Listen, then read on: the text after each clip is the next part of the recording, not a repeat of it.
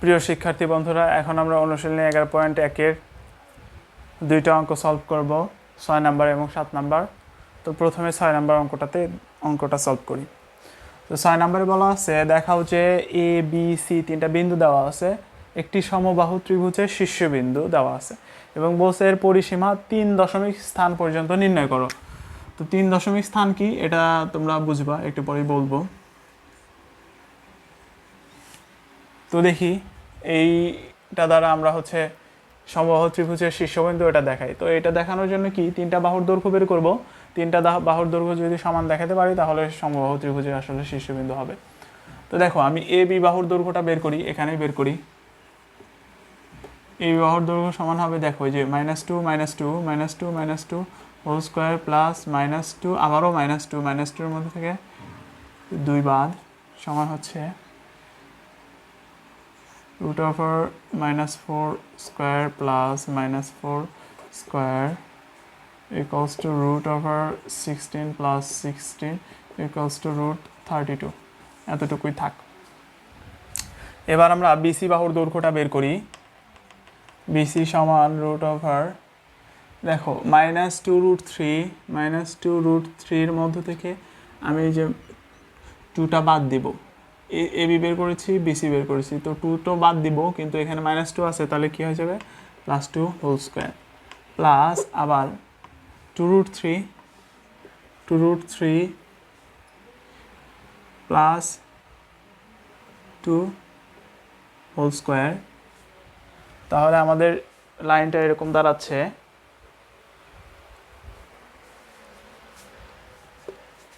এখন আমরা কি করব, আমরা যোগ করি, এটা স্কোয়ার করি। দেখো সূত্র ফেলি, তো যেটা দেখো a - b হোল স্কোয়ারের সূত্র কি, a square -2ab plus b square. আবার তুমি যদি b - a হোল স্কোয়ারের সূত্র বের করো, তারপরেও এটাই পাবা, b square -2ab plus a square. তাহলে দেখো a স্কোয়ার দুইটার আগে প্লাস আছে, মাঝখানে হচ্ছে মাইনাস। তাহলে এটার সূত্র হবে, দেখো তুমি যে কোনো একটাকে, এই যে এটাকে এ আর এটুকে -b ধরতে পারবা। তাহলে এটা হবে 2 স্কোয়ার -2 ইন্টু এর মান হচ্ছে 2√3, এতটুকু এর আগে মাইনাস আছে, মাইনাসটা বাদ দিয়ে যে মাইনাস এখানে দিয়ে দিয়েছি, 2a into b plus b square মানে 2√3 স্কোয়ার। এখানে মাইনাস দিলে হবে, না দিলেও হবে। তাহলে আমাদের আলটিমেটলি রেজাল্ট আসবে 4 -4 8 আসবে, 8√3। আচ্ছা, এতটুকু আমরা এটার জন্য পেয়েছি। এখন এই যে এতটুকুর তো সূত্র ফেলতে হবে, এতটুকুর সূত্র হবে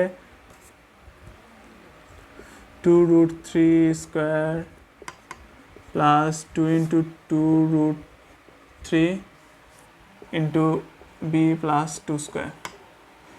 আমাদের সমান আসবে এটা, দেখো যে এটা আমি আগে লিখেছি এ 2 স্কোয়ার, তারপরে এটা আসছে প্লাস এটা স্কোয়ার করলে দেখো 4 স্কোয়ার 2 স্কোয়ার, এই যে স্কোয়ার 2 এর পুরেও আছে, √3 এর পুরেও স্কোয়ার আছে, প্লাস এই যে এখানে 2 এর পুরেও স্কোয়ার ইন্টু √3 এর পুরেও স্কোয়ার প্লাস 8√3 প্লাস 4। তাহলে +8√3 -8√3 কাটা, এখানে থাকবে 4 আর এখানে থাকবে দেখো 4 প্লাস 4 ইন্টু 3 প্লাস এখানে থাকবে দেখো 4 ইন্টু 3 প্লাস 4 সমান দেখো √4 প্লাস 12 প্লাস 12 প্লাস 4। তাহলে আমাদের আসে আলটিমেটলি 32। তাহলে বিসির মান আমরা পাবো হচ্ছে √32। তোমরা আরেকটা কাজ করতে পারো, এই লাইনে তোমরা চাইলে ক্যালকুলেটর ইউজ করে সরাসরি এখানে দশমিক মান আসবে, দশমিক মানও বসিয়ে দিতে পারো। তো একইভাবে আমরা যদি এসি বাহুর দৈর্ঘ্যটা বের করি, এসি সমান কি হবে, যে -2√3 -2 whole square plus 2 3 minus 2 whole square. তো এটার আলটিমেটলি আনসার আমাদের এইভাবে আমরা সূত্র ভেঙে করলে আমাদের আনসার আসলে √32 আসবে। তোমরা এটার মতো করে ক্যালকুলেশনটা করে নিবা। আর এখানে দেখো -2√3 আর 2√3 দুইটার আগে প্লাস আছে। তো জিনিসটা এরকম -a - b হোল স্কোয়ার সমান তুমি যা পাবা এটা সমান আসলে a + b হোল স্কোয়ারই পাবা। কারণ কি দেখো এটার ভিতর থেকে মাইনাস কমন নাও, মাইনাস কমন নিলে a + b হবে, স্কোয়ারটা কিন্তু মাইনাসের উপরেও থাকে, তো স্কোয়ারটা মাইনাসের উপর থাকলে এটা প্লাস হয়ে যায় আর a + b হোল স্কোয়ার হয়। বিষয়টা এরকম। তো এটাকে a + b মানে দুইটার আগে প্লাস আছে এরকমভাবে সূত্র ফেলতে পারবো, অথবা তোমরা ব্র্যাকেট দিয়ে যদি করো এই যে এরকম -a হোল স্কোয়ার + 2ab এভাবে ব্র্যাকেট দিয়ে যদি করো তারপরে দেখবা একই মান আসছে। তো এটার মানও আসলে কত আসবে √32। তাহলে আমরা দেখাতে পারলাম যে এটা একটা সমবাহু ত্রিভুজ। অতএব এর পরিসীমাটা এখন আমাদেরকে বের করতে দেখাতে হবে। তাহলে সমবাহু ত্রিভুজের পরিসীমা কি? অতএব পরিসীমা সমান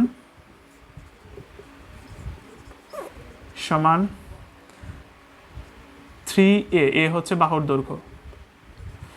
তো 3 × বাহুর দৈর্ঘ্য কি √32 সমান আমাদের মান আসবে 16.9705 সামথিং। তো আমরা যেহেতু 3 দশমিক স্থান পর্যন্ত লিখতে বলছে 05 সামথিং আসবে আমাদের। আমরা এটা ইনশিওর হওয়ার জন্য ক্যালকুলেটর ইউজ করতে পারি 16.97056। তো যেহেতু আমরা 3 দশমিক স্থান পর্যন্ত করব তাহলে 97 এখানে 0 লিখবো না, এই যে 0-র পরে 5 আছে, 4-এর চেয়ে বড় 5 বা 6 7 8 9 থাকলে আমরা 1 বেশি লিখি, তাহলে 0 না লিখে এখানে 1 লিখবো এবং এখানে প্রায় লিখে দিব। তাহলে এটাই হবে আমাদের আলটিমেটলি আনসার। তাহলে আশা করি 6 নাম্বারটা বুঝতে পেরেছো। এখন আমরা 7 নাম্বার অঙ্কে চলে যাব। তো 7 নাম্বারে আসলে 4টা বিন্দু দেওয়া আছে এবং বিন্দুগুলো দ্বারা একটা আয়তক্ষেত্র তৈরি করা যায়, অর্থাৎ এই বিন্দুগুলো একটা আয়তক্ষেত্রের শীর্ষবিন্দু, এইটাই আমাদেরকে আসলে দেখাতে বলেছে। তো আমরা ট্রাই করি সেটাই দেখানোর।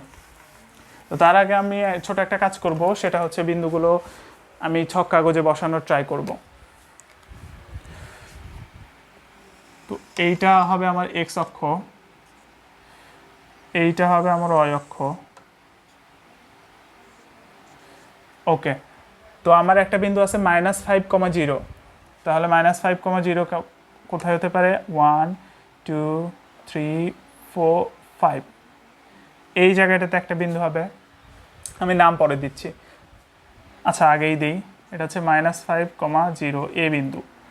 আর একটা বিন্দু আছে 5,0, 1 2 3 4 5, এটা আমার হচ্ছে বি বিন্দু 5,0। একটা বিন্দু দেওয়া আছে সি 5,5, তো এটা হচ্ছে 5 উপরের দিকে 5, 1 2 3 4 5। তো এই জায়গাটাতে আমি একটা বিন্দু পাবো, এটার নাম দিলাম আমি সি বিন্দু 5,5। আর একটা হচ্ছে -5,5, এই যে -5 আর 5 হবে এই উপরের দিকে 1 2 3 4 5, আলটিমেটলি বিন্দুটা এখানে হবে। তো আমরা ডি বিন্দুটা পাইলাম -5,5। তো আমাদের এটা দেখতে এরকম হবে। তো ABCD একটা আসলে এখানে চতুর্ভুজ তৈরি করেছে। আমরা এখনই বলতে পারবো না এটা আয়তক্ষেত্র বা সামান্তরিক। তো আয়তক্ষেত্র প্রমাণের জন্য আমরা কি করতে পারি? প্রথমে এটাকে সামান্তরিক প্রমাণ করে নিতে পারি। তো সামান্তরিক কিভাবে প্রমাণ করব? যদি বিপরীত বাহুগুলো পরস্পর সমান হয় তাহলেই সামান্তরিক হবে। তারপরে সামান্তরিকটা প্রমাণ করার পরে যদি আমরা এসি এই কর্ণ আর বিডি কর্ণটা সমান দেখাতে পারি তাহলে আয়ত বলতে পারবো। অথবা আমরা আর একটা কাজ করতে পারি, সেটা হচ্ছে আমরা সমকোণী ত্রিভুজের পিথাগোরাসের সূত্র অ্যাপ্লাই করেও আমরা দেখাইতে পারি। তো আমরা আগে দেখি সামান্তরিকটাই আগে প্রমাণ করি। তো আমি প্রথমে এবি বাহুর দৈর্ঘ্য বের করি। এবি বাহুর দৈর্ঘ্য হবে √5 - 5 মানে হচ্ছে 5 + 5 হবে হোল স্কোয়ার প্লাস 0 - 0 আর কি, 0 - 0 হোল স্কোয়ার সমান আলটিমেটলি আসবে হচ্ছে 10 স্কোয়ার সমান আসলে 10। এখন বিসি বাহুর দৈর্ঘ্যটা বের করি। বিসি বাহুর দৈর্ঘ্য হবে 5 - 5 whole square plus 5 minus 0 whole square সমান আমাদের আসবে এখানে 0 স্কোয়ার, এই যে এইটুকের মান দাঁড়াবে 0, 5 মাইনাস 5 মানে 0, এখানে থাকবে হচ্ছে 5 স্কোয়ার সমান 5। এখন আমি দেখি হচ্ছে আমি চলে যাই এ বি বের করেছি, বিসি বের করেছি, তাহলে হচ্ছে সিডি আর এডিটা বের করি। সিডি বাহুর দৈর্ঘ্য সমান হবে -5 হোল স্কোয়ার প্লাস 5 মাইনাস 5, তো এটা আলটিমেটলি -10 স্কোয়ার সমান √100 সমান আসবে, এটার মান আসবে আমাদের 10। তো এই মানগুলো আমরা মার্ক করি। এখন আমরা এডি বাহুর দৈর্ঘ্যটা বের করি। তো এডির ক্ষেত্রে -5 মধ্যে থেকে -5 মাইনাসে মাইনাসে +5 হয়ে যাবে, +5 হোল স্কোয়ার মানে এটার মান আসলে 0 আসবে, plus 5 minus 0 whole square, 5 minus 0 whole square, তো এটার মান কত দাঁড়ায়? এটা তো 0 প্লাস 5 স্কোয়ার সমান √5 স্কোয়ার, স্কোয়ার রুট কাটা সমান আমাদের আসবে 5। তাহলে আমি বলতে পারি যেহেতু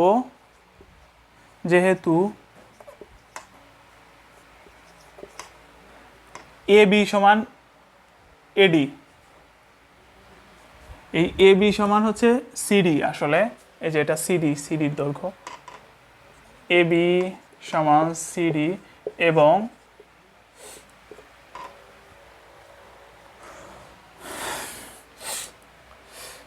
এ বি সমান সিডি এবং বিসি সমান এডি, অতএব এ বি সিডি চতুর্ভুজটি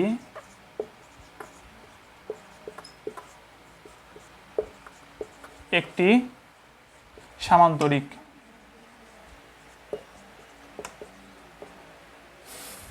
তাহলে এটাকে সামান্তরিক প্রমাণ করলেই তো হবে না, আমাদেরকে প্রমাণ করতে হবে আসলে এটা একটা আয়তক্ষেত্র।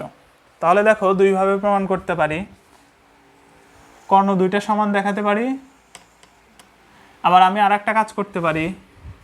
ধরো এই যে বিডি কর্ণের দৈর্ঘ্য বের করলাম, বের করার পরে এই যে এটা স্কোয়ার সমান এটা স্কোয়ার যদি দেখাইতে পারি তাহলে অবশ্যই এখানে একটা সমকোণ তৈরি করবে, তো এইভাবে দেখাইতে পারি। তো আমি কোনভাবে দেখাবো সেটা তোমাদের ইচ্ছা। তো আমি কর্ণের দৈর্ঘ্যই বের করি, বিডি কর্ণ সমান √, দেখো BD -5 whole square plus 5 square সমান √100 প্লাস 25 সমান হবে √125। আবার এসি কর্ণ সমান আমি দেখাইতে পারি, দেখো 5 মাইনাস 5 মাইনাসে মাইনাসে plus 5 square plus 5 minus 0 whole square সমান আমাদের এইটুকের মান আসবে 100 যোগ এইটুকের মান হচ্ছে 25, 125 সমান হচ্ছে √125। তাহলে যেহেতু এসি কর্ণ সমান বিডি কর্ণ, অতএব তোমরা লিখে দিবা এবিসিডি সামান্তরিকটি একটি আয়তক্ষেত্র। তাহলে দেখো আয়তক্ষেত্র প্রমাণের জন্য আমরা দুইটা ধাপে আগেছি। প্রথমে চতুর্ভুজটাকে সামান্তরিক প্রমাণ করছি হচ্ছে বিপরীত বাহুগুলো সমান দেখিয়ে। তারপরে সেই সামান্তরিকের কর্ণ দুইটা যখন আমরা সমান দেখাইতে পারছি তাহলে সেই সামান্তরিকটা অবশ্যই একটা আয়তক্ষেত্র হবে। তো এইভাবে আমরা এই অঙ্ক দুইটা সলভ করতে পারি। আর তোমরা এই শেষের অংশটুকু তোমরা কিভাবে করবা, তোমাদের হোমওয়ার্ক থাকবে এটাকে যে পিথাগোরাসের সূত্র হিসাবে বিডির দৈর্ঘ্য বের করেছো, এবার দেখাতে হবে AD square plus AB square সমান হচ্ছে বিডি স্কোয়ার, তাহলে বলতে পারবা এই কোণটা এক সমকোণ। আর এই কোণটা এক সমকোণ হলে আসলে সবগুলা কোণই এক সমকোণ করে হবে, কারণ সামান্তরিকের একটা কোণ এক সমকোণ হলে বিপরীত কোণগুলাও আসলে সমান হয়। সো এই জন্য আসলে সবগুলো কোণই 90 ডিগ্রি হয়ে যায়, তখন আমরা সেটাকে আয়তক্ষেত্র বলতে পারি। তো আশা করি অঙ্ক দুইটা খুব ভালোভাবে বুঝতে পেরেছো। ধন্যবাদ।